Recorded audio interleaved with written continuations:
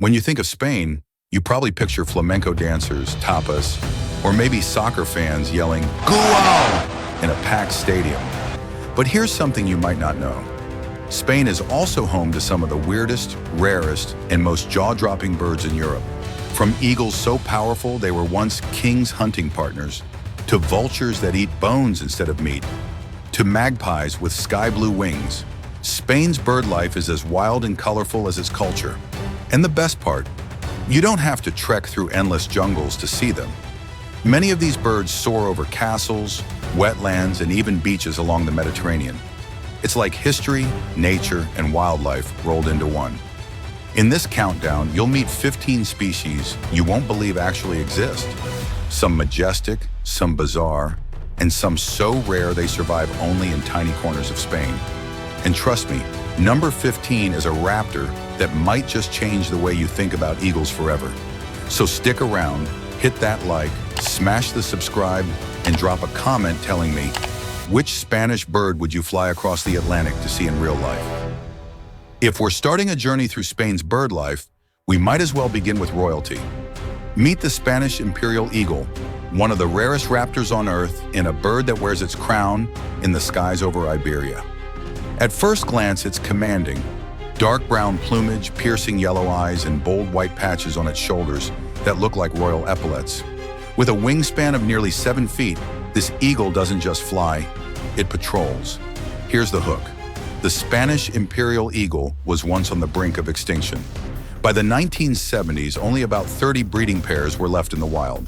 Habitat loss, poisoning, and electrocution on power lines nearly erased them from history. But here's the twist. Thanks to massive conservation efforts, today their numbers have rebounded to over 600 pairs.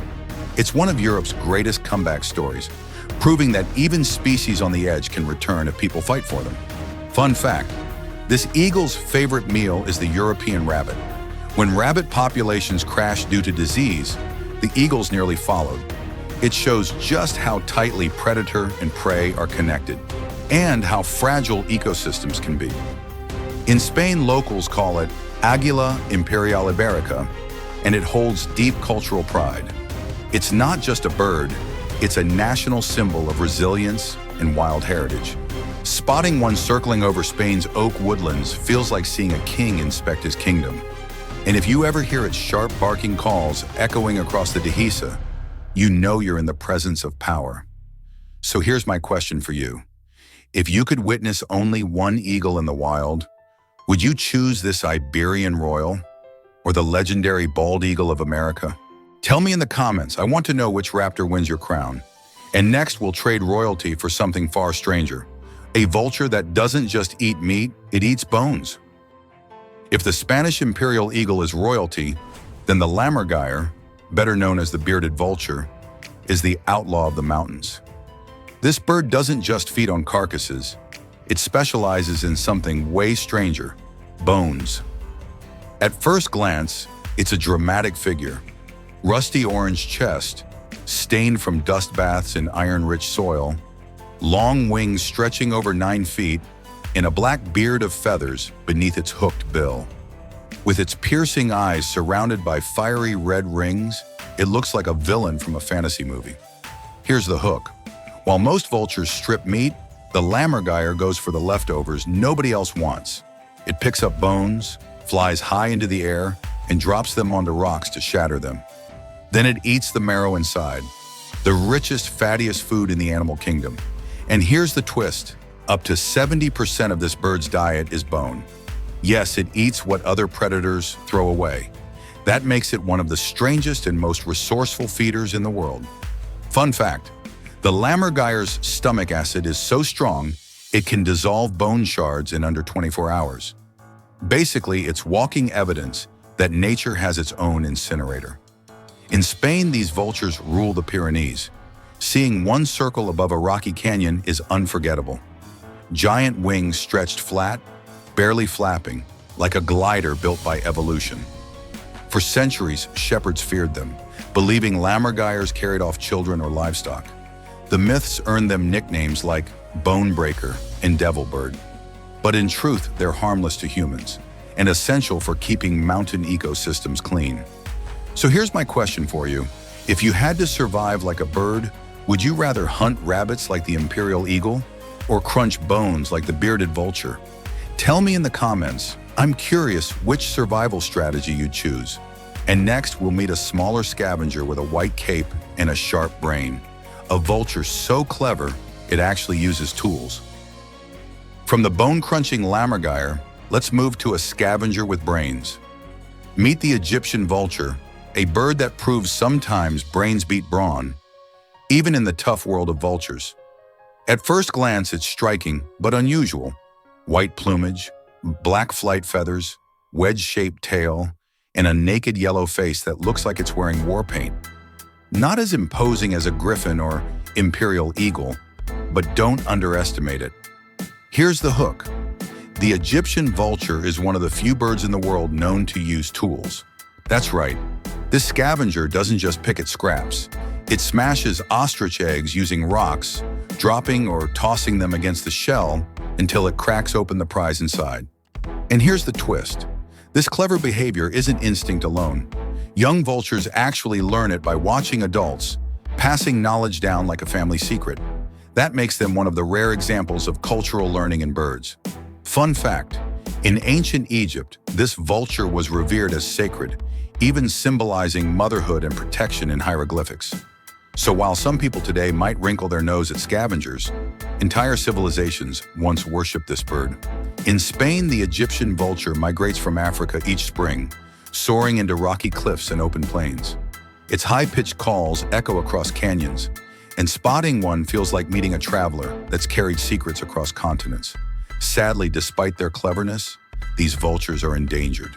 Poisoning, electrocution on power lines, and habitat loss have caused steep declines. But conservation efforts in Spain are giving them a fighting chance.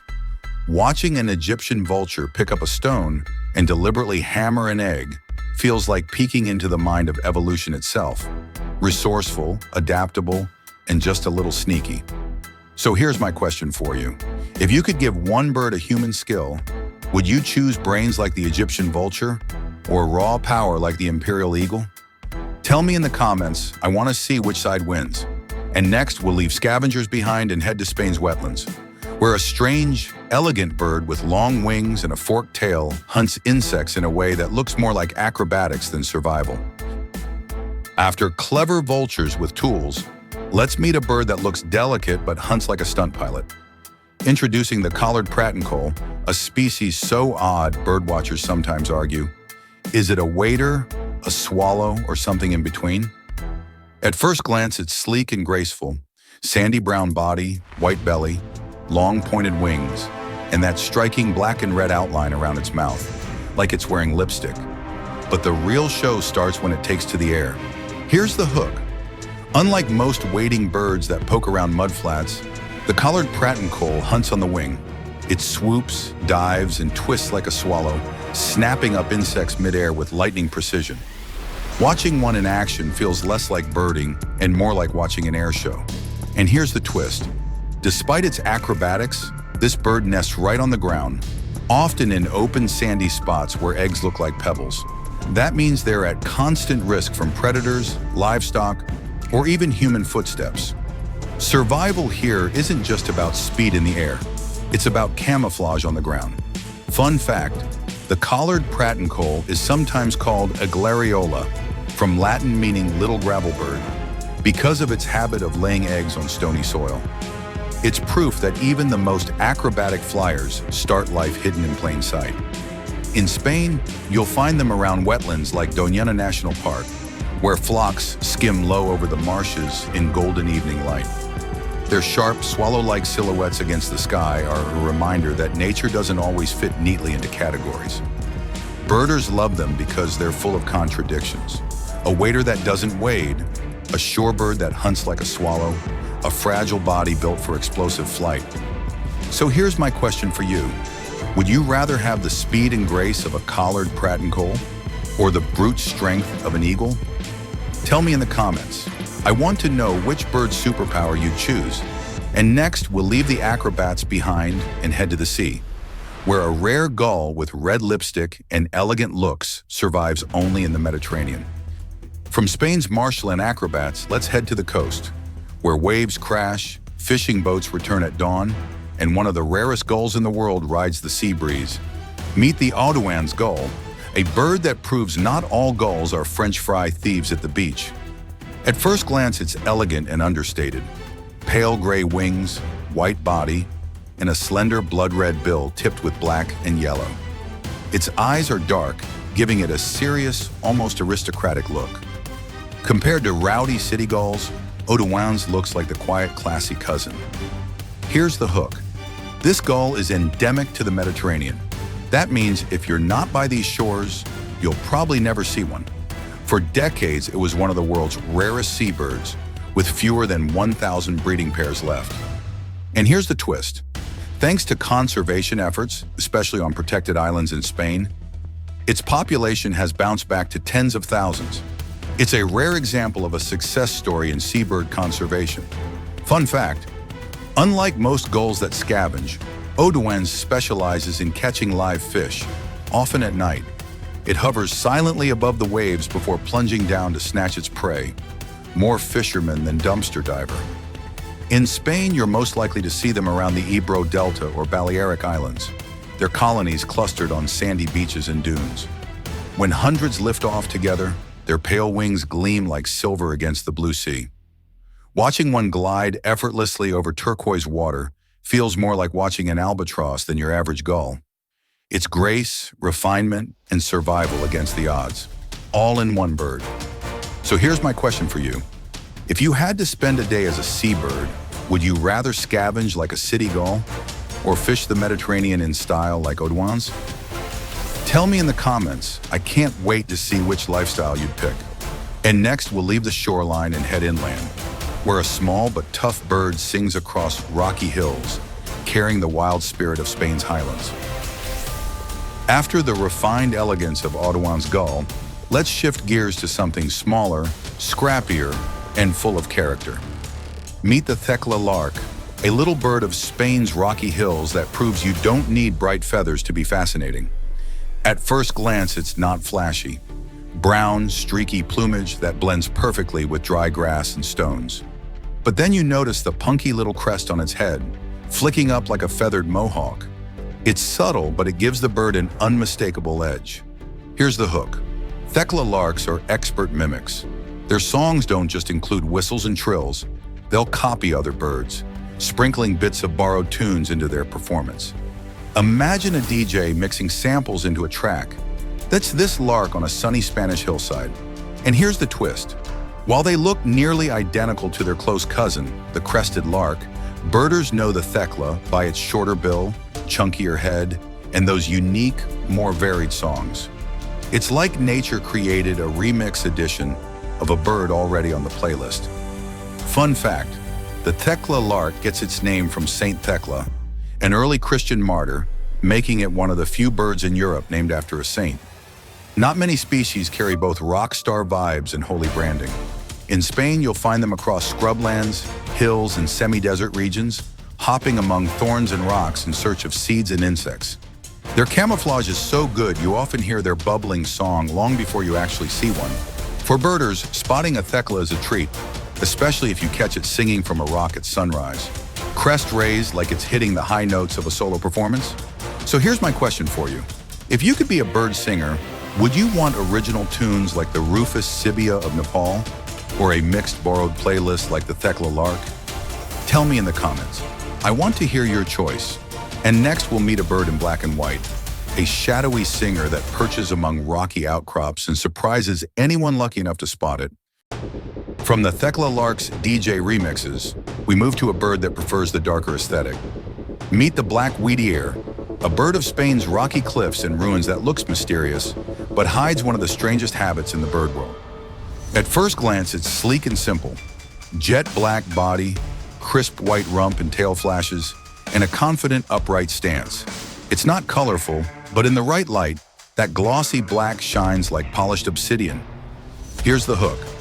Black Wheatears are collectors, and not of twigs or shiny trinkets like magpies. No, this bird collects rocks. Males are known to carry small stones, sometimes hundreds of them, into their nesting sites.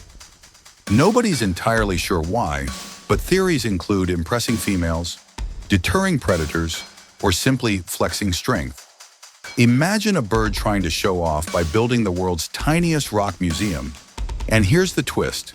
Some nests have been found with over 1,000 stones piled inside. For a bird that weighs less than 2 ounces, that's the equivalent of a human moving tons of gravel by hand. Talk about commitment. Fun fact, despite the gothic black look, black wheatears are lively singers. Their whistling calls echo across valleys. And in spring, males perch on high rocks to deliver song performances that carry for miles. In Spain, they're mostly found in the south and east, where dry cliffs, old buildings, and scrubby hills provide perfect habitats.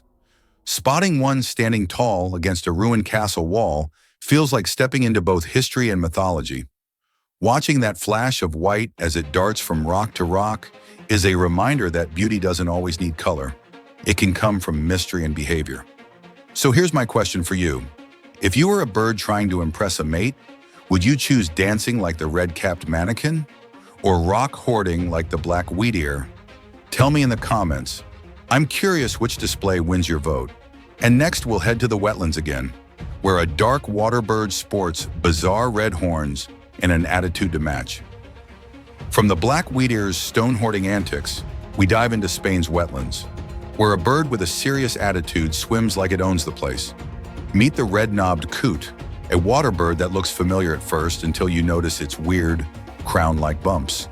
At first glance, you might confuse it with a regular Eurasian coot, black body, white facial shield, red eyes. But then the giveaway, 2 bright red knobs on top of its forehead, like little devil horns. It's as if nature said, this bird needs a little extra flair. Here's the hook. During breeding season, those red knobs swell and glow brighter, turning the coot into a walking or swimming billboard of dominance. It's like the bird version of flexing muscles at the gym. And here's the twist. Red-knobbed coots are famously aggressive. They'll chase other water birds, peck rivals, and even attack ducklings that swim too close. For a bird that spends most of its time paddling, it has some serious fight in it. Fun fact, despite their tough reputation, they're also doting parents. Chicks are covered in fuzzy black down with shocking orange-red heads, making them look like tiny fireballs bouncing across the water. Cute, but fierce. In Spain, they're rare and localized, mostly found in southern wetlands like Doñana National Park. Conservation projects have boosted their numbers, but spotting one is still a special moment. Watching a red-knobbed coot paddle calmly 1 second, then explode into a splashy chase the next, is like switching from a nature documentary to a bar fight in seconds. So here's my question for you. If you were a bird on a pond, would you rather be peaceful like a little egret or pick fights like the red-knobbed coot? Tell me in the comments. I want to know your style.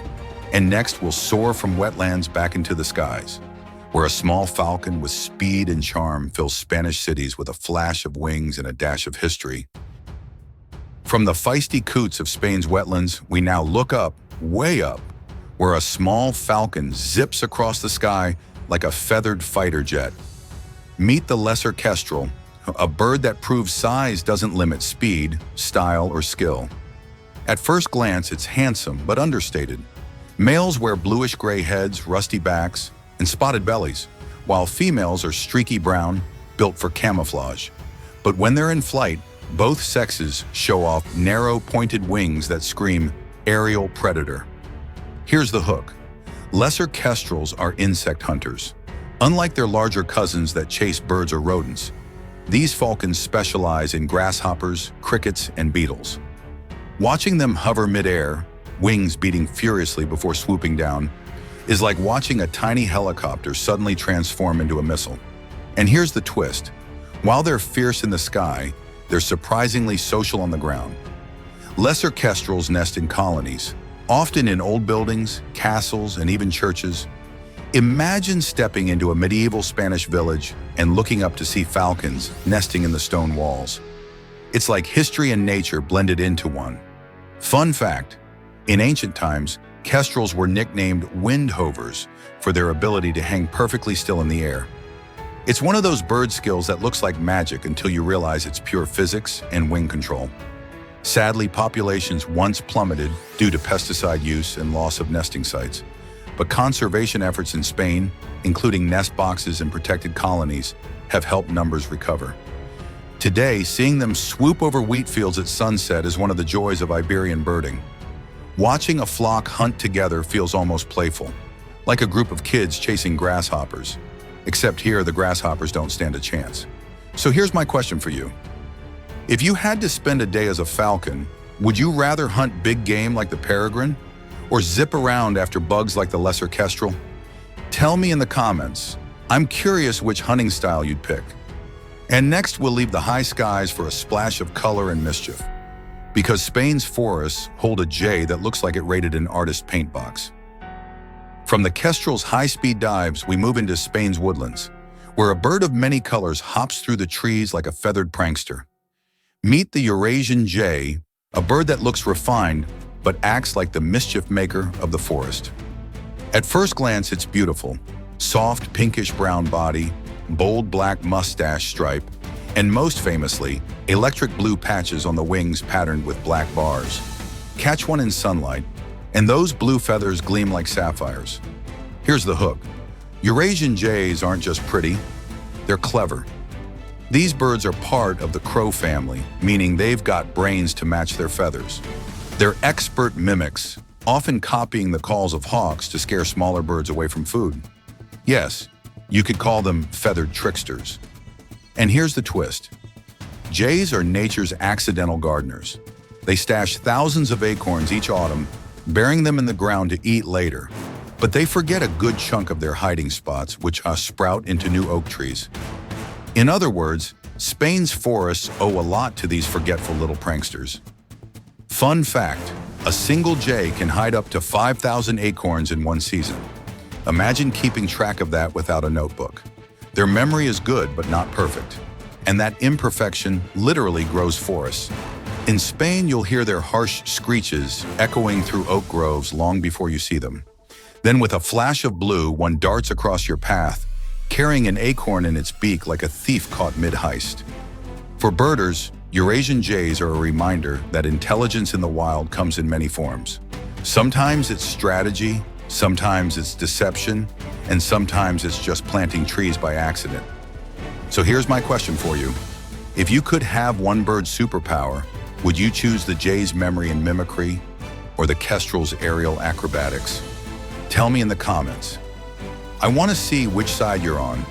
And next, we'll leave tricksters behind and look to Spain's cliffs, where giants with 9-foot wingspans glide effortlessly, cleaning up the mountains with every soaring circle. From the clever antics of the Eurasian jay, we soar high into Spain's rugged cliffs and mountains, where giants ride the thermals like living aircraft.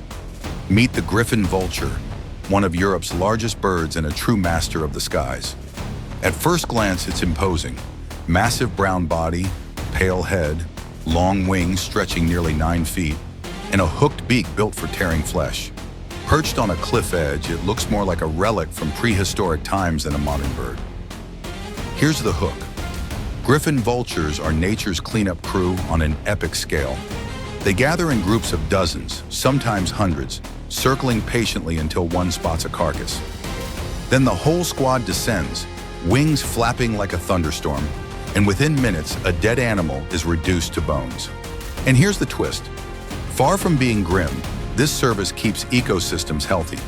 By devouring remains that would otherwise rot and spread disease, griffons prevent outbreaks of anthrax, rabies, and other killers.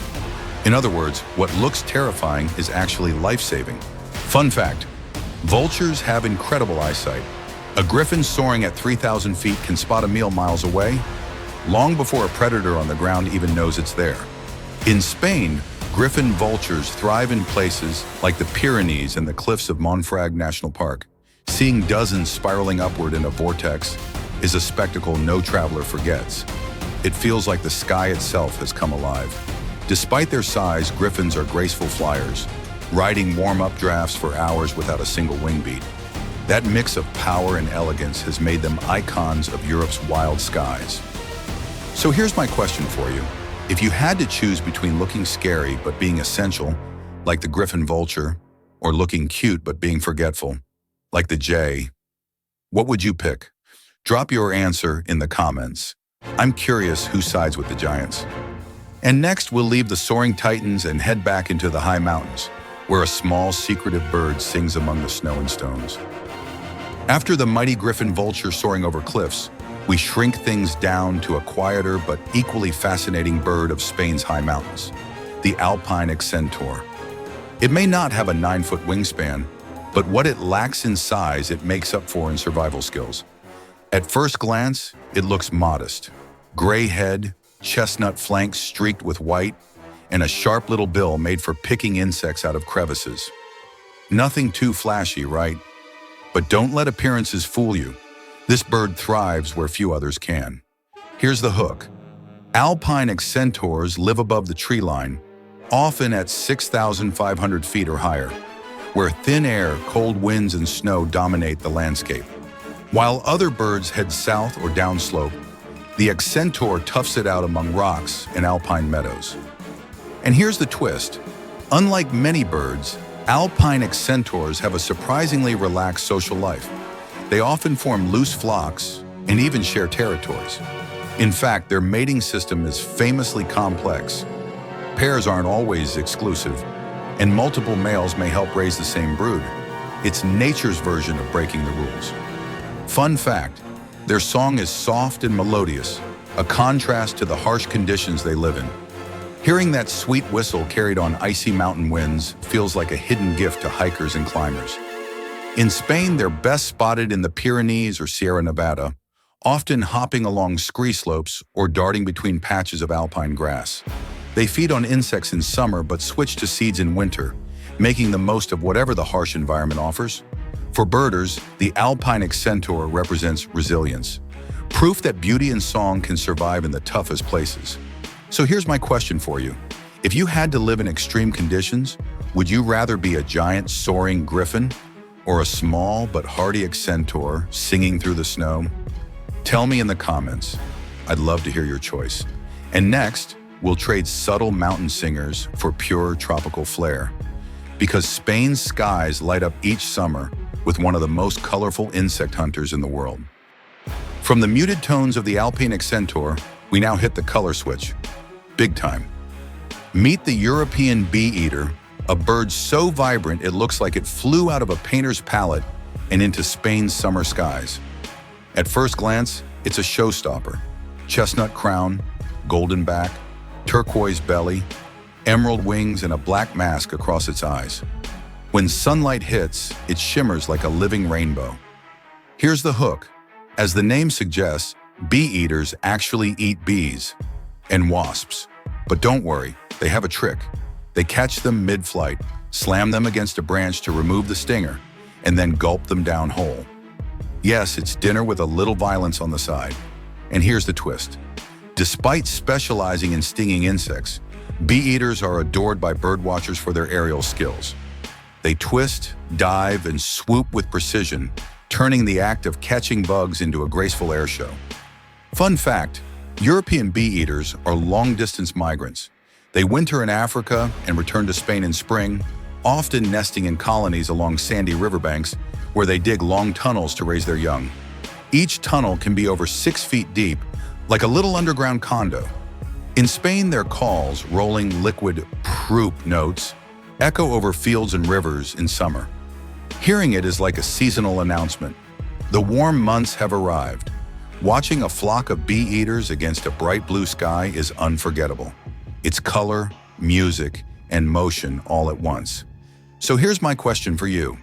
If you could add one exotic bird to your backyard in America, would you pick the rainbow shimmer of the bee eater or the flashy dances of the red-capped mannequin from Panama? Tell me in the comments. I want to see which bird wins your vote. And next, we'll stay with flocks, but swap rainbows for soft blues, because Spain is also home to a magpie with wings as bright as the Mediterranean sky. After the rainbow theatrics of the bee eater, let's cool things down with a bird that wears just 2 colors, but wears them perfectly. Meet the Azure-winged Magpie, a sleek social bird that looks like it was designed by a minimalist artist with a love for blue. At first glance, it's elegant. Glossy black cap, pale gray body, and long sky blue wings and tail that catch the sunlight like shards of sapphire. In flight, those tails trail behind like ribbons in the wind. Here's the hook. These magpies are some of the most social birds in Spain. They live in noisy flocks, sometimes dozens strong, constantly chattering as they forage for acorns, insects, and berries. Walk through a Spanish oak grove, and it feels like you've stumbled into a feathered cocktail party. And here's the twist. Despite looking like their Asian relatives, Spain's Azure-winged magpies are actually a separate species found only on the Iberian Peninsula. For years, scientists assumed they were the same as the ones in China and Japan, until DNA proved otherwise. It's like discovering your distant cousin is actually a whole different branch of the family. Fun fact, these birds are great at teamwork. When danger appears, some act as lookouts, sounding alarms, while others keep foraging. It's a communal survival strategy that helps the whole flock thrive. In Spain, they're especially common in oak woodlands and dehesas, darting between trees with flashes of blue that look almost tropical against the Mediterranean sun. Watching a flock settle into a tree is like watching ornaments appear on branches all at once. Quiet one moment, a sudden burst of color and sound the next. So here's my question for you. Would you rather live in a tight-knit bird community like the magpie, or fly solo like the golden eagle? Tell me in the comments. I'm curious where you stand. And next, we'll close our Spanish journey with one more eagle, a fierce hunter whose speed and power rival even the Imperial Eagle we met at the start. We started Spain's journey with the Royal Spanish Imperial Eagle, so it's only fitting we end with another raptor, one that embodies raw speed and power. Meet the Bonelli's eagle, a fierce predator of Spain's rocky hills and wild sierras. At first glance, it's breathtaking. Dark upper parts, bold white underparts streaked with black, and piercing golden eyes that lock onto prey like lasers. With a wingspan of nearly 6 feet, it's not the biggest eagle in Spain. But don't be fooled. This bird punches way above its weight. Here's the hook.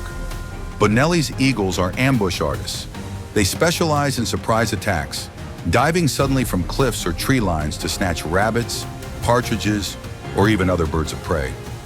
One strike from those talons, and it's game over. And here's the twist. Despite their power, Bonelli's eagles are among Spain's most threatened raptors.